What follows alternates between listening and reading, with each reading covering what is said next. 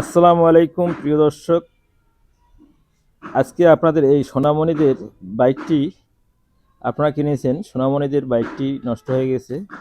তো মূলত ঘটনা, আমরা এই ধরনের ভিডিও কখনো ইউটিউবে দেই না। আমরা মূলত আমরা শুধু মোটরসাইকেলের ভিডিও দিই।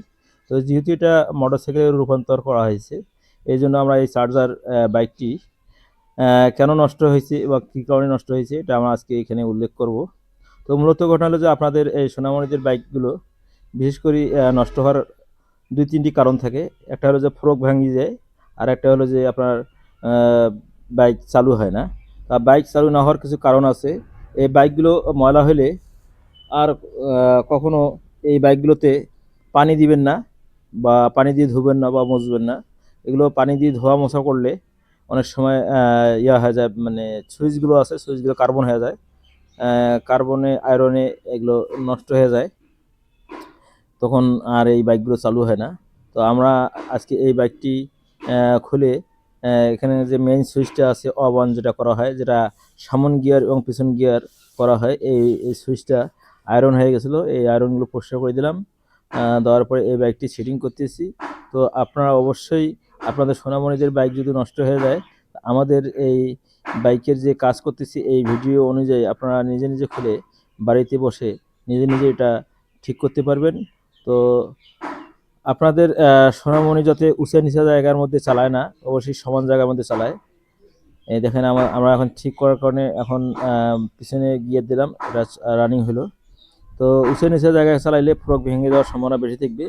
এখন আমরা এটা মোটামুটি প্রায় কমপ্লিটের দিকে আমরা এখন বাইকটি সাজাইতেছি।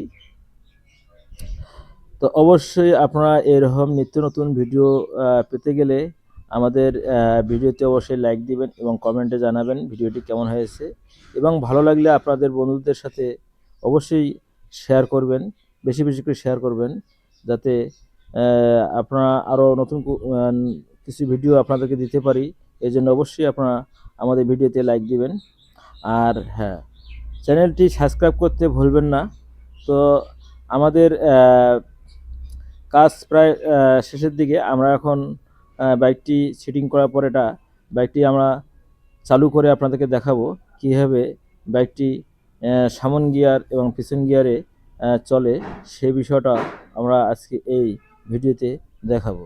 তো আপনারা অনেক সময় দেখেন যে অল্প কিছু ভিডিও মানুষ দেয় শুধু এটা ভিউ বাড়ার জন্য, আর আমরা আপনাদেরকে বাস্তবে এটা মেরামত করে চালিয়ে আপনাদেরকে দেখাবো কীভাবে এটা বাচ্চারা চালায়, এবং আমাদের কাজটা সাকসেস হয়েছে কি না সেটাও আপনাদেরকে এই ভিডিওতে দেখাবো।